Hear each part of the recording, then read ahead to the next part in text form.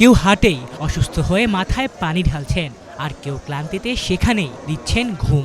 খাওয়া দাওয়ার নেই কোনো রুটিন, চোখে মুখে শুধু একটাই ইচ্ছা, একটাই আশা, আর তা হলো নিজেদের পালিত পশুর ন্যায্য দাম পাওয়া।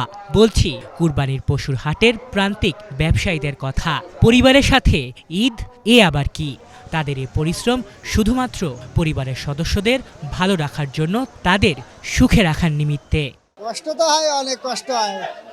দামে বেশির ভালো কষ্ট আর মনে হয় না। লস তো খাওয়াই লাগে, গেলবারও লস খাইছিলাম, এবার আল্লাহ লস খাবো না। আমরা দেখা গেছে 3 জন দিনের জায়গায় থাকি, 3 জন রাতে ঘুমাই, ওই 3 জন আবার দিনের জায়গায় থাকে। মানে এক একজনের শিফটই চেঞ্জ করে করে মানে সময় দেওয়া লাগে। মালিকরা এসে বসে থাকে, আমরা গরু দেখাই, গরুই করি, যাবতীয় কাজ আমাদেরই করা লাগে। গরু মোটামুটি আমাদের 30টা আনছিলাম, বিক্রি শেষ, এখন 2টাই আছে। মানুষ গরু বিক্রি করতে যে পরিমাণ কষ্ট করে, গরু পালা থেকে শুরু করে খাবার দাবার খাওয়ানো, যত্ন দিয়ে গোসল করানো, বলা চলে অনেক কষ্টের, কিন্তু সত্যিকার অর্থে আছে যে আমরা যে টাকাটা পাই, কষ্টের পর যে টাকাটা পাই, আনন্দ সব কষ্ট ভুলে দেওয়া লাগে আর কি।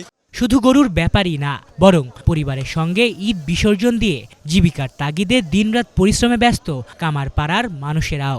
বছর একটা ঈদের দিন তো এই আঙ্গুরে এই সিজনে বপুল আনসারা ঈদ করা লাগে ঢাকা শহরে, এছাড়া রোজার ঈদ করতে পারে। কিছু কিছু মাল আছে ডিস্টার্ব হবে, তারা কাজ করতে পারবো না, কি করবো মালটা নিয়ে, এখানে আমাদের কাছে আবার আসবে, আর ঠিক করে নিবো। বেশি লাভ হয়, বেশি বেচে লাভ আগে যা বেচে এখনো তাই বেচে, মানে আর কি বেশি ছিল।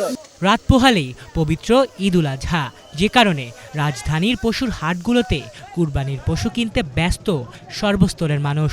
তবে পশুগুলোর দাম মধ্যবিত্তের নাগালের বাইরে বলেও অভিযোগ করেছেন কেউ কেউ।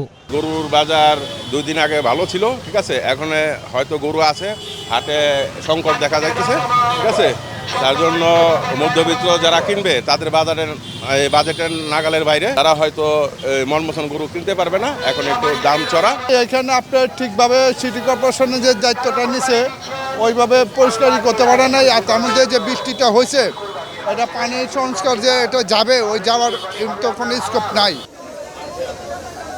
আলিফ চৌধুরী, বাংলা ভিশন, ঢাকা।